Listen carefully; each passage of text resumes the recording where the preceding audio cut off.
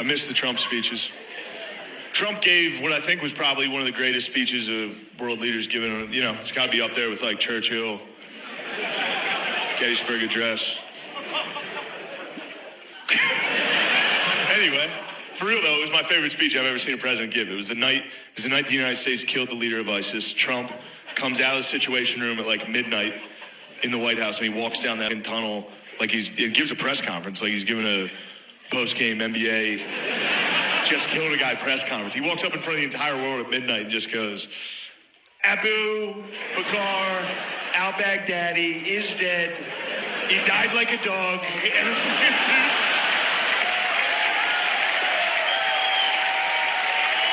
That's all him, dudes. I didn't change one word of that. That's what he opened with. And then he did 40 minutes. The speech is 40 minutes. For no reason. It wasn't a prepared speech. He freestyled 40 straight. Not even a speech, just mean shit talk for 40. The meanest shit talk you've ever heard in front of the whole world. Abu. We can hear him crying. I said, Abu, don't cry. Let me tell you something. Abu cried. He cried quite a bit. I wouldn't have cried. Cry baby Baghdadi. That's what we were all calling it. Look. I love everything about that speech. Welcome to Truman's Town Hall with your host, Matt Truman.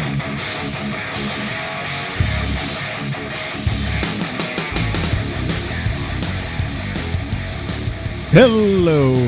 This is Matt Truman. Thank you for downloading this episode. Thank you for sharing with a friend. Are you sharing with friends?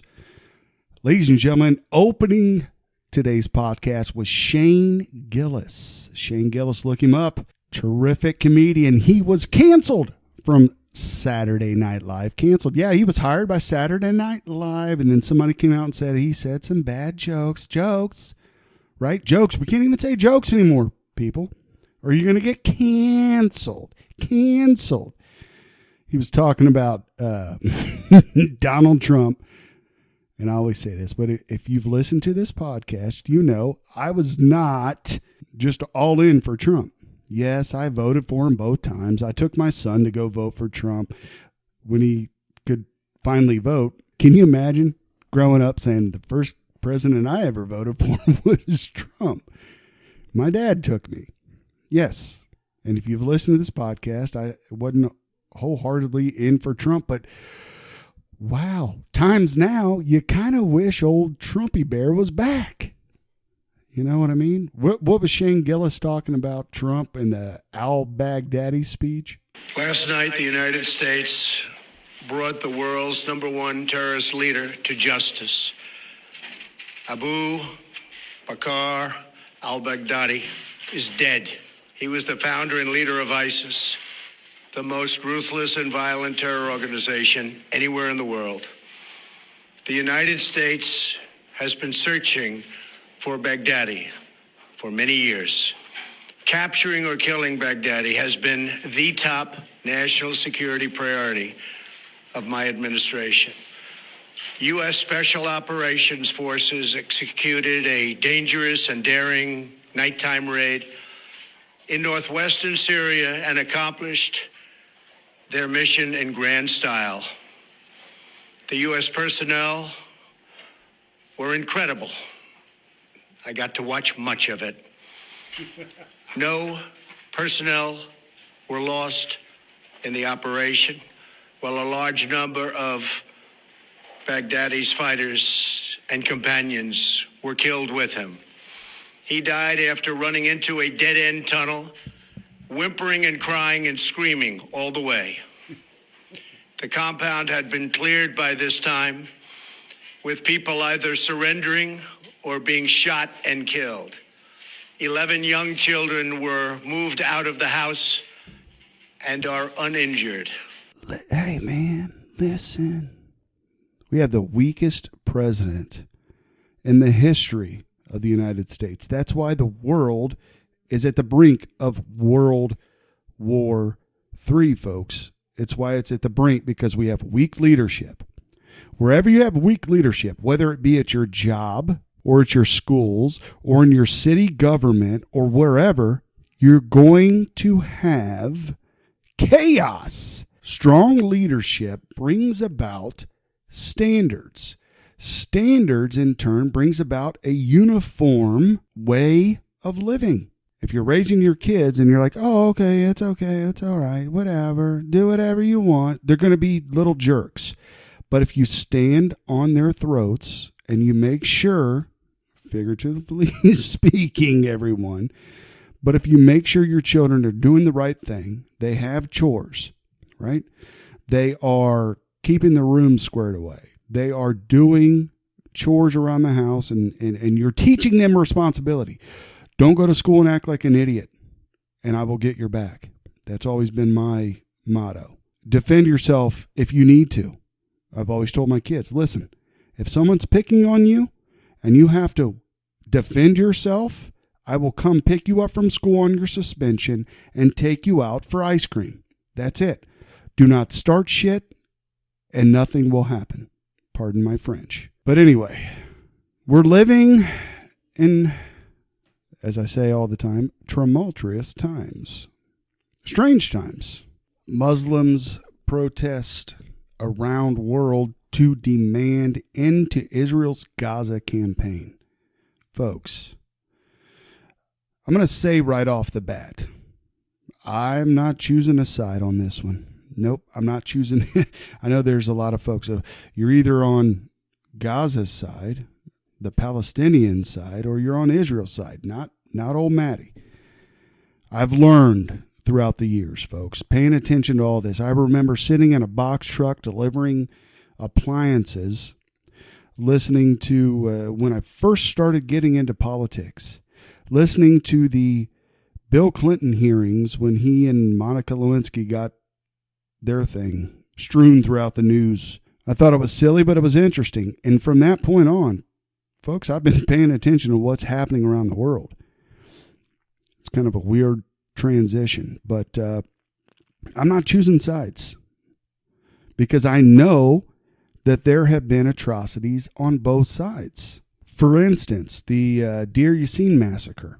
The Deir Yassin massacre took place on April 9th, 1948, when around 130 fighters from the Zionist paramilitary group Irgun and Lee, I probably butchered those names, killed at least 107 Palestinian Arab villagers, including women and children, in Deir Yassin, a village of roughly 600 people near Jerusalem. Despite having earlier agreed to a peace pact, the massacre occurred while Jewish militia sought to relieve the blockade of Jerusalem during the civil war that preceded the end of British rule in Palestine. This all stems from the British. And I was talking about this with somebody the other day, and they didn't understand the history. And I was like, this stems from the British. This isn't, everybody gets upset about the Americans because we support Israel. We're Israel's greatest ally because we are the world's number one superpower. There are more superpowers now today because weak leadership throughout the United States have allowed other superpowers to grow. To grow through, it'll be okay. It'll be all right. No. Some parts of the world do not understand our way of life. Peace, wanting peace. The American people way of life. Governments, and not only governments, but entities in our government like the CIA and the FBI, and I mean, you just go down the litany of different things. But the American people, we understand peace. We want peace. But if you attack us, we're going to kick your butt. And that's just the way it is. I pray for anyone who tries to take on this country. You can take on the United States in your country as we send our military around the world, which I don't believe is right either. But if you come here, man, you're going to be, there's a lot of us, there's a lot of veterans, right, that have seen war. We have something called the Second Amendment where, I'm just a dude. I got a few guns, a couple long guns, couple shotguns, pistols and the like. And I have seen the writing on the wall, so I've been stocking up a little bit. I may have a few rounds stored up. I may have some food stored up or whatever. Try to come take it. I dare you. No, I'm teasing. I don't want to hurt nobody. I truly believe in peace, and I want to see peace in Israel, Palestine. I want to see peace there. I would like to see everyone getting along, but it's not going to happen. This war that's happening over in the Middle East has been brewing for millennia. I mean, if you look at it, if you go back through the history, this war's been brewing for a long time. But with the history with the British is you got this. And I'm going to break it down Barney style because I like doing that, breaking it down to the basic level here. The Ottoman Empire went away after World War I. Okay? The mandate for Palestine, it was a League of Nations mandate for British administration of territories of Palestine and Transjordan, both of which had been conceded by the Ottoman Empire following the end of World War I in 1918. The mandate was assigned to Britain by the San Marino Conference in April 1920 and France's concession in 1918. So the British entered all of this and they took control of Israel, and they ended up giving, there were Jews moving into Israel prior to this, but the Brits allowed all that to happen. And then they kind of put the hammer down on them. The Brits were colonialists, much like America was at one time. We're no longer colonialists. We're more of a go in, stay for doggone 20 years, and then leave in a rush. So who really trusts the United States? I don't know. But the British started this whole thing, and it's going to get finished. It will get finished. And it goes back to when the Jews left Egypt. I mean, this is all biblical, folks. Dive into the history. I'm not going to go into the history tonight. How about we do this? How about we play a Greg Reese report?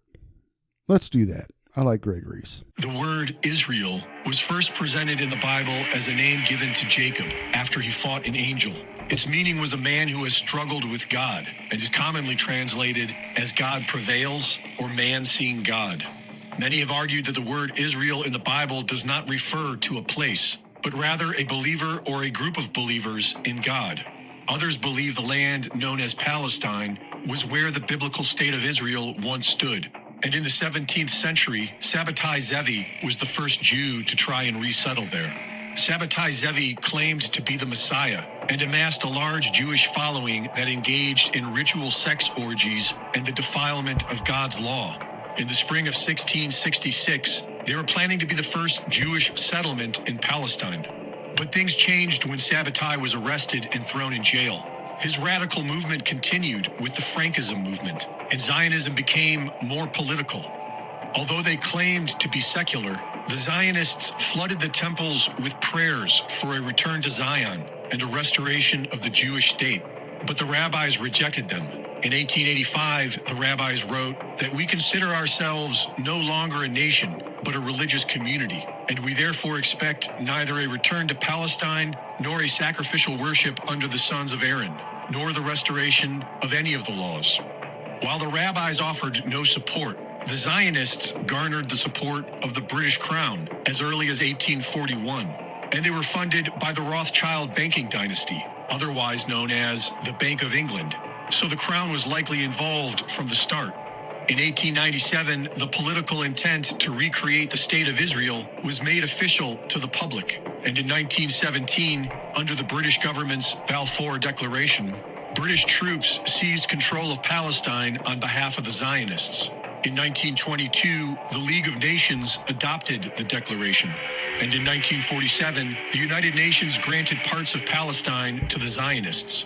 Between 1947 and 1949, Palestinians were made refugees and kicked out of the homes of their ancestors. Hundreds of villages were destroyed, and thousands of Palestinians were murdered in a series of massacres known as the Nakba. The Zionists killed Palestinian Muslims, Christians, and Jews. The Zionists claimed to be non-religious, but they were mostly Ashkenazi Jews. The Ashkenazi can be traced back to the Khazars, the progenitors of Rabbinic Judaism. The Khazar Khaganate was a major empire in what is now Ukraine, Georgia, Armenia, Azerbaijan, and parts of Russia, Turkey, and Iran. It was ruled by the Khazars, but made up of several diverse nomadic tribes. In the year 740, the Khazars mass converted to Judaism. Synagogues and schools were built, and Rabbinic Judaism was born. The original Jerusalem Talmud was replaced by the recently codified Babylonian Talmud, which was based on Babylonian philosophy and became the mainstream thanks to the Khazars and the Zionists. Some Christians believe that this is the synagogue of Satan, written about in the Bible, which say they are Jews and are not. And many other Christians have become Zionists themselves. The Zionists have tremendous support from American megachurches and Christian evangelicals, many of whom believe that as the world becomes a fiery hell, they will be saved and brought to an eternal paradise. But in order for this to happen, the Temple of Solomon must be rebuilt, and 2/3 of the Jewish people must perish. According to the Bible, King Solomon's temple was constructed in 957 BC and destroyed in 586 BC, rebuilt again in 516 BC, and destroyed again in the year 70 AD. Many Christians and Jews believe that this temple must be rebuilt in order for their Messiah to come. But there is something in its way. Originally built near the end of the 7th century, the Al-Aqsa Mosque is considered one of the 3 holiest sites in Islam. Islam teaches that this is where the Prophet Muhammad ascended to heaven. The Temple Mount has been occupied by Israel ever since the Six-Day War of 1967, and now it looks like they are ready to complete their mission. This is the holy war that sane people have feared and zealots have prayed for. They want you to pick a side and kill each other, but we can always choose peace and learn to love our neighbors. Reporting for InfoWars, this is Greg Reese.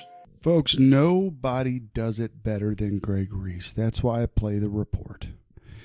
Now, if I'm being honest, when I do these podcasts, I do them from memory.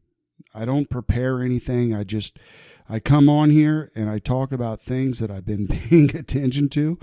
Sometimes I get it right, sometimes I get it wrong, but Greg Reese, man, he sits down and he writes these out, and it's amazing. It's wonderful, and I should probably get there. I should probably get to the Greg Reese pinnacle, because I think this guy, he gets it, right? I don't always agree, but it's well presented. So what's going on right now? So right now you have Israel lining up at Gaza. They're getting ready to invade. There's a lot of warnings, don't invade, ceasefire, all that.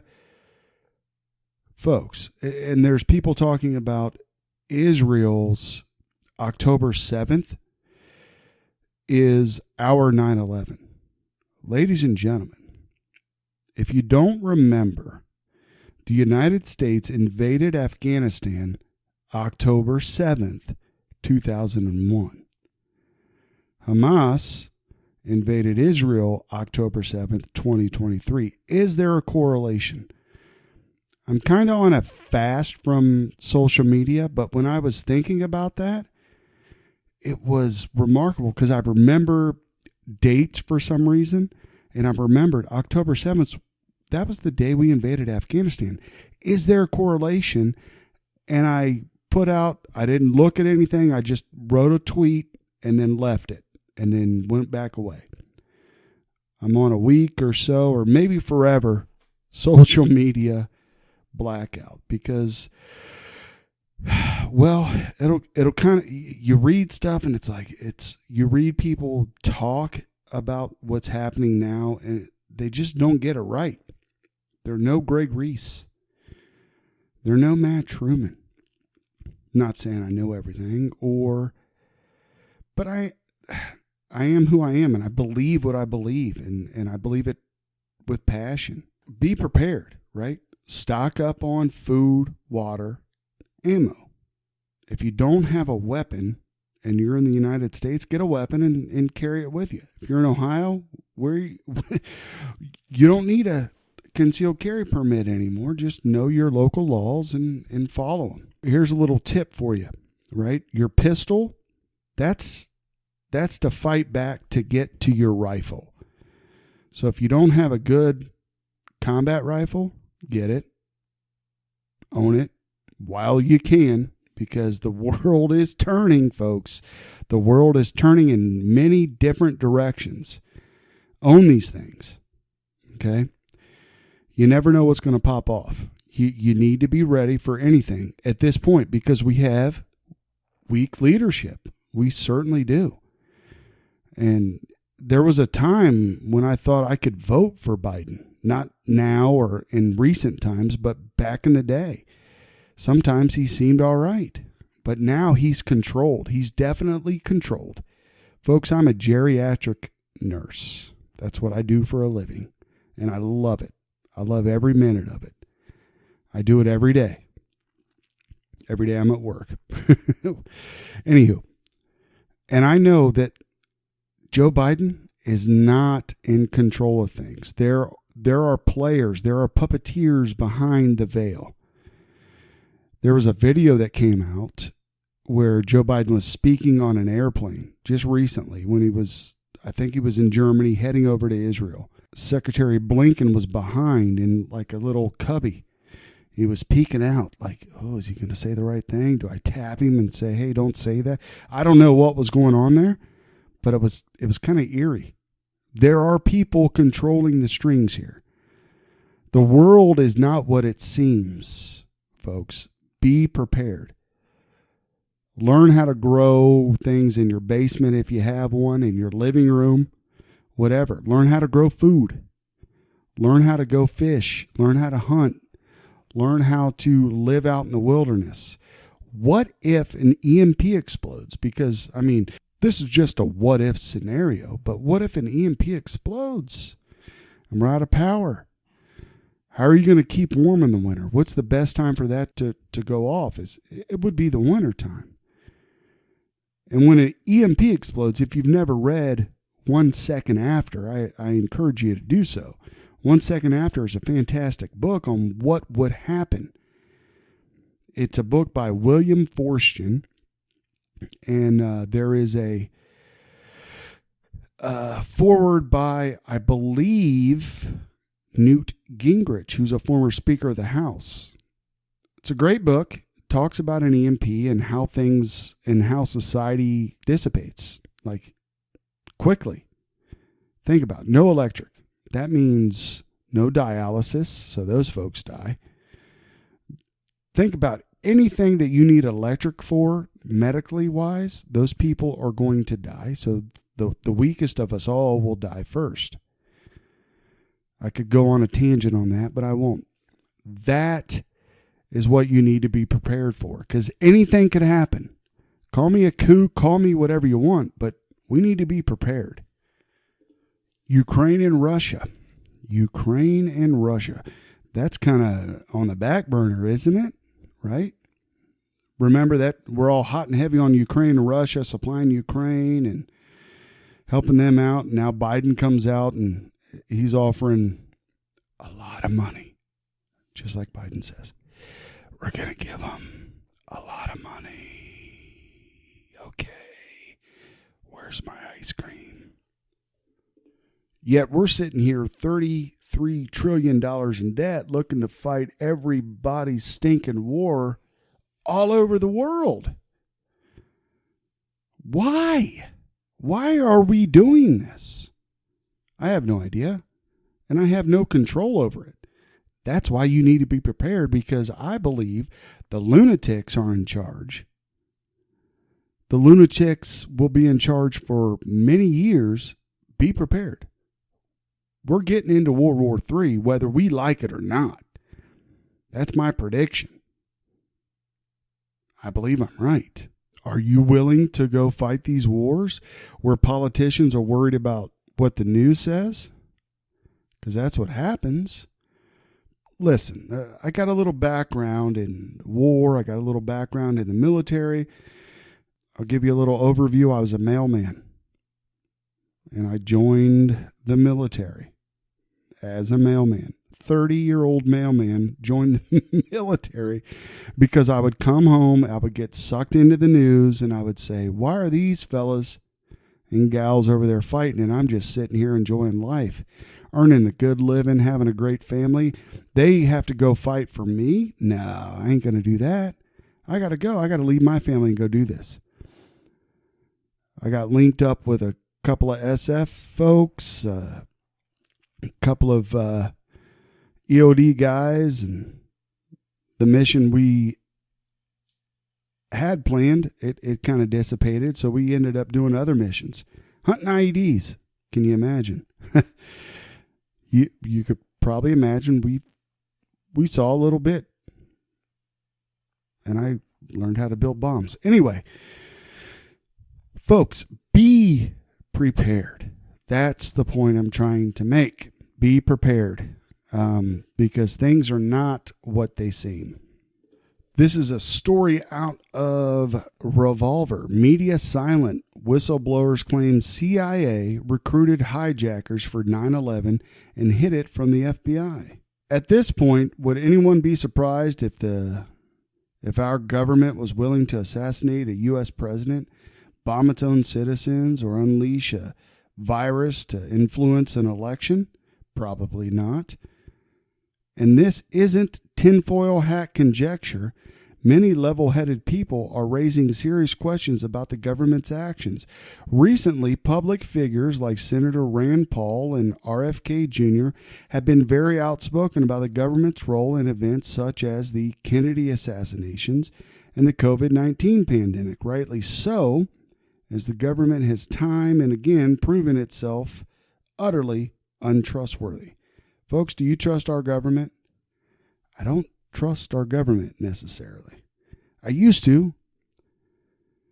I got an American flag hanging and flying in front of my house because I believe in America. I believe in our institution. All men and women are created equal. I believe that. All. I try not to get into the division politics that people like to throw out with the race stuff and the abortions and this and that. Look, I believe abortion's wrong, but I certainly try not to get into the division part of it. We have to stop being divided and start to critically think about what is happening in our world. Stop taking some guy who's getting paid millions of dollars to deliver news that is given to him to read off of a teleprompter. Stop believing all that. Dig deeper. Dig deeper into all this. There's a reason for all this. Agenda 2030. Have you looked into that? I think we've talked about that before, so I'm not going to play a clip on that, but look into it. They want you to eat the bugs. They want the population to decrease. This is part of a plan. There's these billionaires, they got bunkers that they can sit in when the nukes fly. We don't. We just end up into eternal dust, which I'm fine with if it happens out of my control, because I trust in Jesus Christ. I trust and believe that God has me. And I hope you understand that there is a God that loves you. If you don't get that, there is a God that loves you. A God that wants to protect all of us. He's given us free will.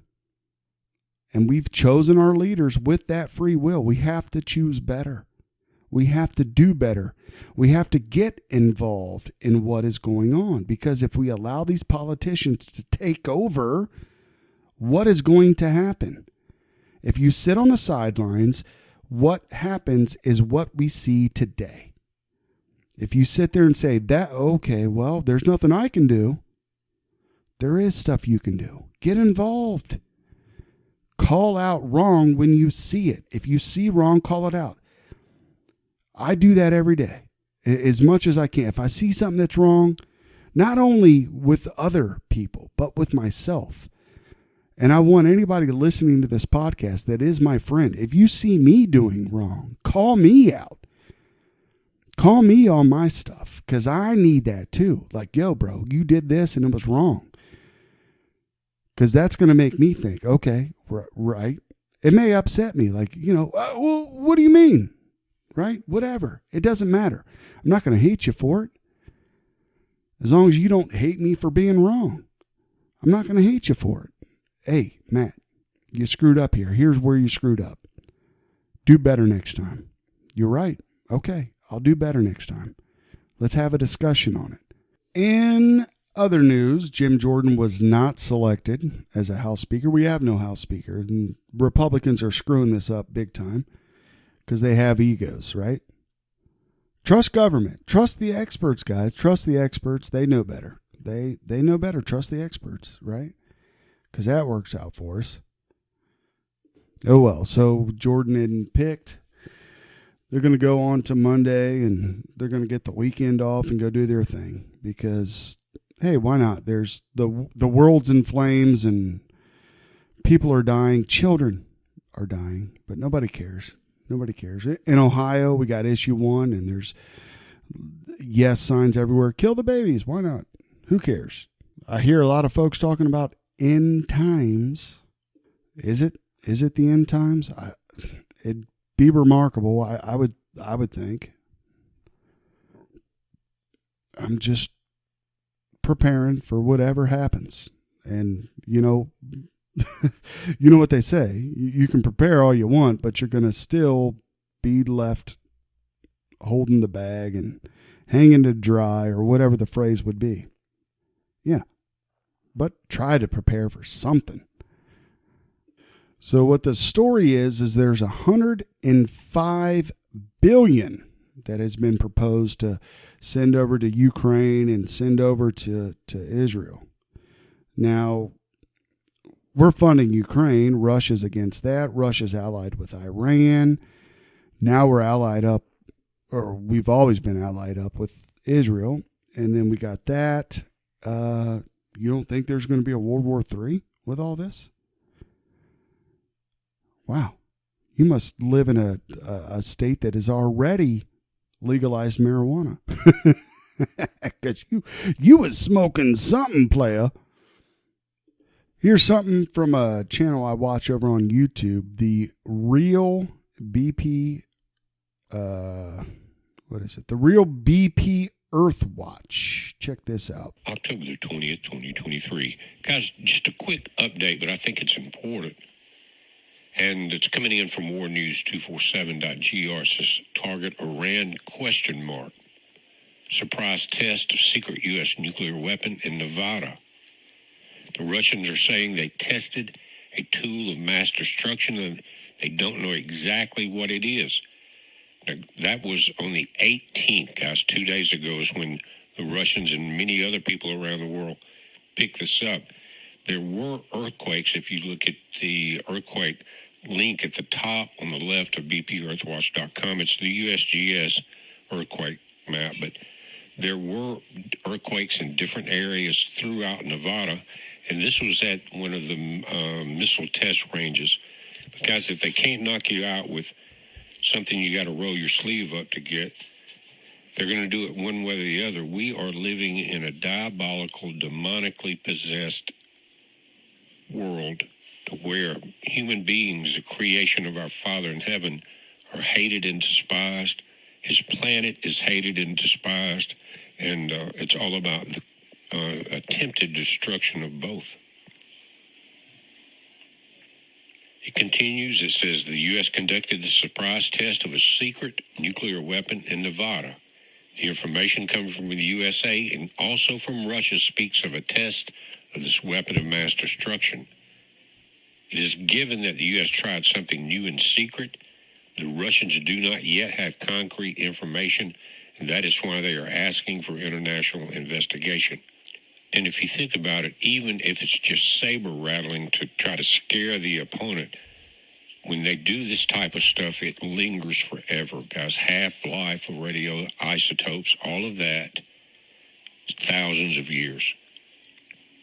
They're saying it is very possible that the U.S. tested a weapon specifically designed for Iran either to strike or to prevent the use of nuclear weapons by Tehran, if we accept the official interpretation given by the Americans. If the latter happens, then Israel and the U.S. believe that Tehran is speeding up developments in its nuclear program because of the broader situation in the Middle East. For now, Russia and other countries are just making assumptions about what the Americans tried. According to Russian media, the U.S. conducted a test of weapons of mass destruction on October 18th, which was accompanied by an underground chemical explosion in Tunnel P at Site 12 of the Nevada test range. Now, here in the U.S., we've responded. It says the American side said the purpose of the test was to improve the capabilities of the U.S. to detect low-power nuclear explosions in various regions of the world. Now, Bloomberg has also reported that the test used radioisotopes, chemicals to validate new eruption prediction models.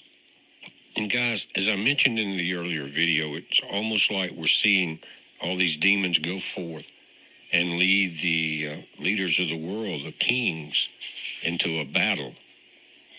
According to Bloomberg, the U.S. conducted a powerful test at a nuclear test site in Nevada just hours after Russia lifted its ban on nuclear weapons tests, sparking concerns of a new arms race between the world's top nuclear powers. Again, we're looking at these leaders, almost of every nation, walking hand in hand with a plan. It says the Energy Department, which oversees the U.S. stockpile of more than 5,000 nuclear weapons, said Wednesday's test in southern Nevada used chemicals and radioisotopes to validate new detonation prediction models that can help detect atomic explosions in other countries. While the test is legal, the timing was notable. It came shortly after Russia announced it would no longer abide by the Comprehensive Test Ban Treaty, which bans nuclear explosions, and coincided with developments in the Middle East. U.S. officials say more transparency is needed because while countries do not test nuclear warheads, they conduct so-called experiments that verify weapons and designs with the amount of atomic material needed to set off a chain reaction. Now, if you go back in history a little, we've always had the nuclear test there in Nevada, but at that time, Phoenix was not as big as it was. Many of the states weren't, and now it's so critical because of the Colorado River, Lake Mead, all the reservoirs in that area, that when you're doing this type of testing, especially underground, how much is that affecting the aquifers? And how much is that affecting the water supply? Again, they can't get you with roll-up-your-sleeve technique. They'll find another way. And just tested right here in the middle of all of us. They don't care. That's why I say we are in that point to where these demons have gone forth, these spirits, and bringing the kings of the world into a battle. They care not about the common people like you and me. But we're watching it, guys. You watch it. It's a heads up. Be safe. Folks, I think we'll end with that tonight. Just remember, the United States is a nuclear power, the only nuclear power that has actually dropped nuclear weapons on Japan, directed by a guy named Truman. Welcome to Truman's Town Hall. Israel, nuclear power. Russia is a nuclear power. China is a nuclear power. Iran, are they a nuclear power? Well, we just don't really know yet. Will they get the information? North Korea, nuclear power. Perhaps. Pakistan, nuclear power. India, nuclear power. France, Britain, all nuclear powers. Germany, I don't want to go out in a nuclear bomb. Our leaders are leading us into that type of destruction. For what? That's the question that I'm leaving you with tonight, or today, or in the middle of the afternoon, whenever you're watching this. And I thank you. Whenever you're listening to this, And I thank you for listening. I thank you for sharing with a friend. If you find this entertaining, if you find this informative, share it with a friend. Share it with a neighbor. You want to email us? We're at truepodcast@gmail.com. You want to watch our Sunday night broadcast where we talk about Jesus? That's on Facebook at The Gospel Message. It's on this YouTube channel, Matt Doc Truman. We're at Truman's Town Hall, no apostrophe, on Rumble, and Twitter at Matt Doc Truman, at Truman Doc. So check us out there. I'll keep you updated, folks, as much as I can. If you have any tips or anything, truepodcast@gmail.com, like I said. Thanks again, folks. I really appreciate everyone listening to this podcast. I enjoy doing these tremendously. It gives me something to do. Anywho, I'll talk to you next Friday. Sorry it's so late this Friday, but I'll talk to you next Friday. And I pray that you're all well.